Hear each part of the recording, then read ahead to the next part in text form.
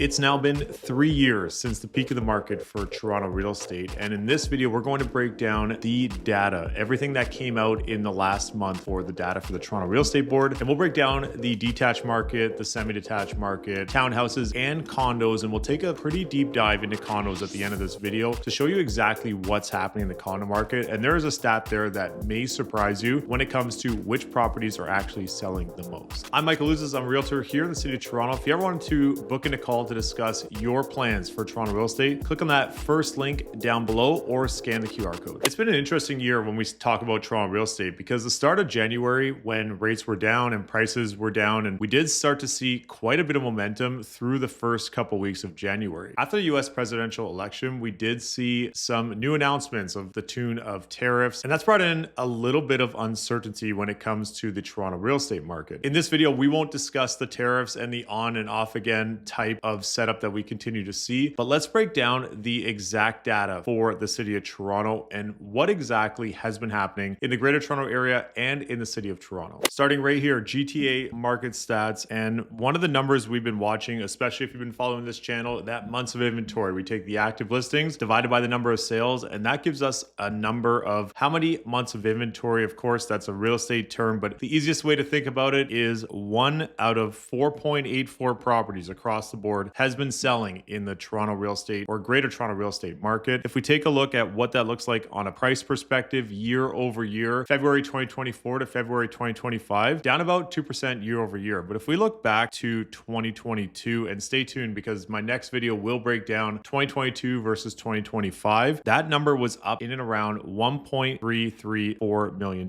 So quite the change since 2022. If we look at February alone numbers, one of the things that does stand out the most is active listings up 76% compared to last year, greater Toronto area wide. If you take a look at February 2022, that is basically 3 times the amount of listings currently on the market. And if we look at the sales, 27% lower than where things were in 2024, and about half, or actually more than half, of the sales in February 2025 compared to 2022. Average days on market at 32, and number of sales year to date just under 8,000. If we think about last year where things were and how things are trending for this year, 4,000 sales per month would bring us over the course of 12 months to one of the lowest amount of sales ever for Toronto real estate. Last year and the year before, we're hovering around 65 to 68,000. So 50,000 sales, if things continue the way they are, would definitely be much slower than we've seen in the past. Let's jump over to the city of Toronto. And of course, when we talk about greater Toronto area, it's a pretty wide spectrum, but looking at the city of Toronto, overall 5 months of inventory. So 1 in 5 properties are selling across the board, and that includes condos up to the detached market. Average price up 1.4% from last year. So that's interesting. On the greater Toronto area scale, things were down about 2% year over year, but in Toronto, up about 1.5% from last year. If we look at where things were from the peak, you're down about 12% across the board. And I'd say that's pretty accurate when you're taking a look at where things are valued at today. 7,800 active listings, up about almost 60% from last year. And if you look at where things were in 2022, which we will again do that video, quite the jump, 20% less sales than last year. So that's something that we will be watching and monitoring as we go along, is the sales to active listings, of course. Let's jump into the monthly sales data. And this is a ton of data to look at, especially if you're looking on a small screen. But if you're on the TV, you may be able to see this quite nicely. Overall, $1,085,000 average sale price. It's actually up from January 2025. And one thing, if we look back to February 2024, average sale price was over that 1.1 million. We've been hovering in around that 1.1 range since about July 2022, which we will get to in one of the charts to follow. But looking as things progressed through spring market last year, we did see a rise in price basically from February through May and June last year, and then prices kind of fell off moving forward. I do anticipate a similar story this year as we are heading into March break, and typically for the city of Toronto, March break is kind of that tipping point of getting into the spring market. We do have a later Easter this year, so there is a big window between March break and Easter. So I do feel that we will start seeing the best inventory right after March break. If you've been looking for a single family detached home in some of the best areas of the city, or even a semi-detached home in those areas, they've been very scarce. So if we're looking at some of the most desirable pockets in the city of Toronto, think of your Bloor West, your Leslieville, your Riverdale, Roncy, and all those other areas in the city. Those pockets will definitely see better inventory as we go forward, or they should most likely see better inventory as we go go forward. If that happens, it will bring up the average price because those properties will sell very quickly for high pricing. If we look at number of sales, and this year in February, 4,000 sales, that's down about 20% from last year, and active listings are at around basically 20,000, which is almost double from last year. So basically 1 in 5 properties have been selling for the month of February 2025. Last year, that was 1 in 2. So quite the difference. Remember that 2 months of inventory, that's where we start to see those offer dates, and that's where we start to see a lot of demand and multiple offers on properties. We are not quite in that spectrum just yet. However, as mentioned, as always, those best properties in the best areas do still see offer dates. I did see 5 offers on a 2-bedroom loft this week, and it sold for about $300,000 to $400,000 above the asking price. It is a highly desirable area, highly desirable building, and it sold very quickly. If we look at where things went in the months of inventory, we did see that pop kind of in September, right before the fall market, and 4.84 is the highest we've seen since September. And in fact, if you look at September to October, we saw about 1,500 more sales, but about 1,000 less listings. So that's where we did see a bit of that absorption come into play. And then same thing in November, we still saw around 6,000 sales and 21,000 active listings. So moving forward here, if we do start to see better inventory coming, we should see more sales because there are buyers that are out there looking for specific properties. And even though there's a lot of inventory out there, the properties that my buyers are looking for are a little bit scarce in the city of Toronto, unless there's either a ton of work to be done or they're a little bit overpriced right now in the current market. So we are starting to see a little bit of that kind of mix as we go forward. Let's jump over to the Toronto real estate average price and the Bank of Canada overnight rate, which is interest rates. And the next rate announcement is on March the 12th from this video. We may see for the first time, basically since July 2022, a crisscross of these blue and red dots. The last time we saw the interest rates go above the red lines is when we saw rates hold up here for quite some time, and average price just kind of hovered. Basically since June and July of 2022, we have seen pretty much the same pricing across the board with a few ups and downs as we've gone along. If we look at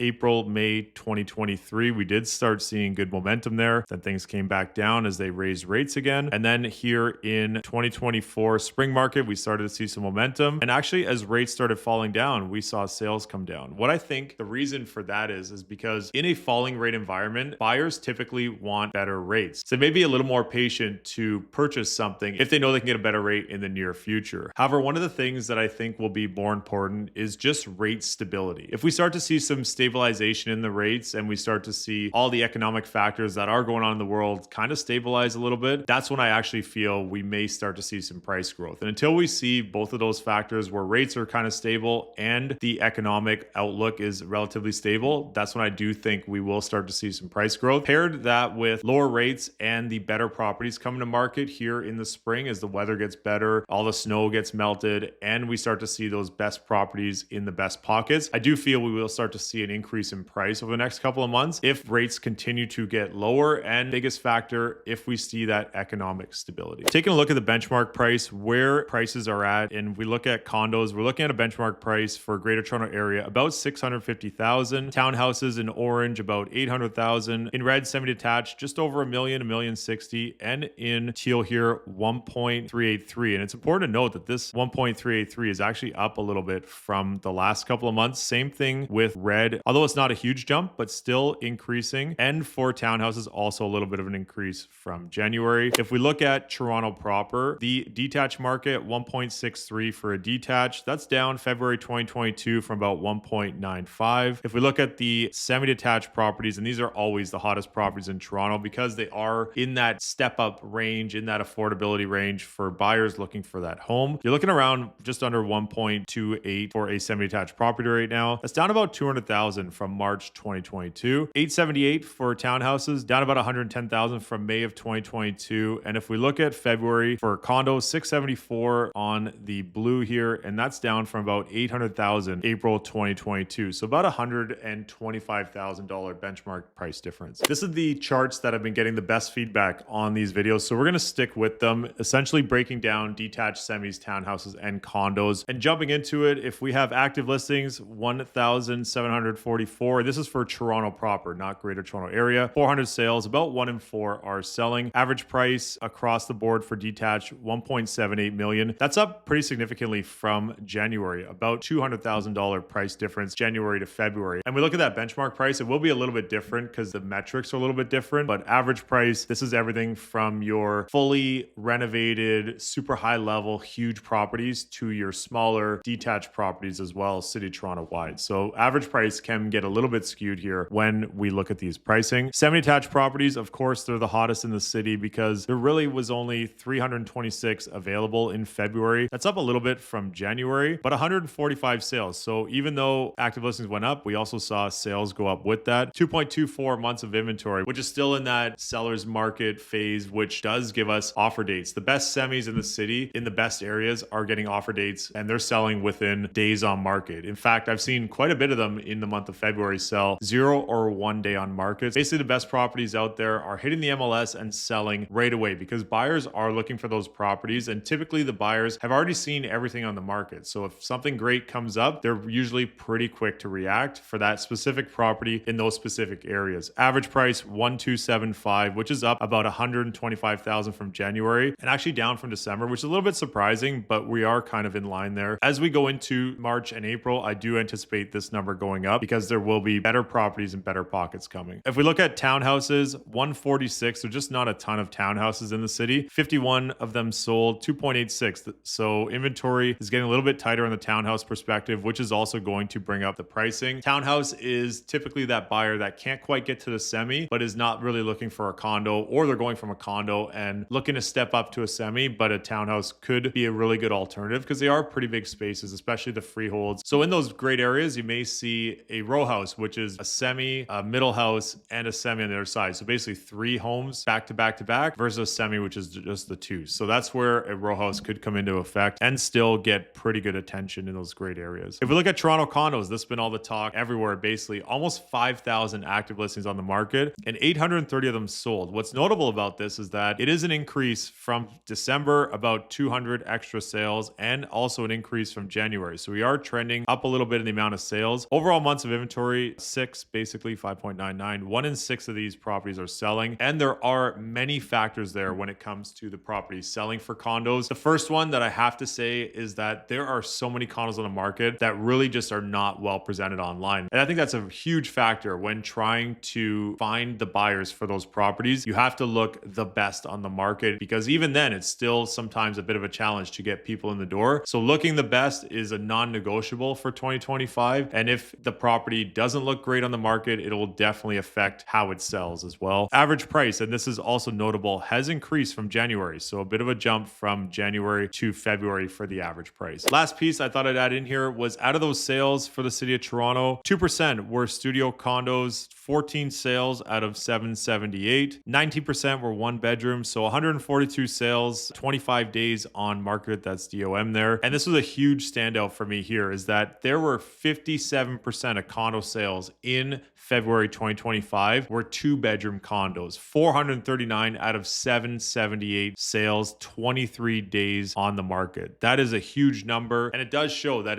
2-bedroom condos are still very desirable in any market. If we look at 3-bedroom condos, this is actually surprising. Second biggest sector here on the market, 168 sales, 25 days on market. And those two make up about almost 80% of all condo sales in February 2025, the 2 beds and the 3 beds. If we look at 4 bedrooms and 5 bedrooms, I'm actually surprised there's a 5-bedroom condo. There was 1 sale. And for 4 bedrooms, 14 sales. So if you really look at the 4 and 5 bedrooms, about 15 sales. And if we look at the studios and 1 bedrooms, about 160 sales, give or take. And that does make sense because those 2-bedroom condos are very desirable, especially in the best locations of the city, especially if they have some uniqueness to them, whether it's terraces, layouts, all that kind of stuff. There you have it, all the market stats for February 2025. Love to hear your thoughts in the comments down below. I'm Michael Ouzas. Thanks for watching.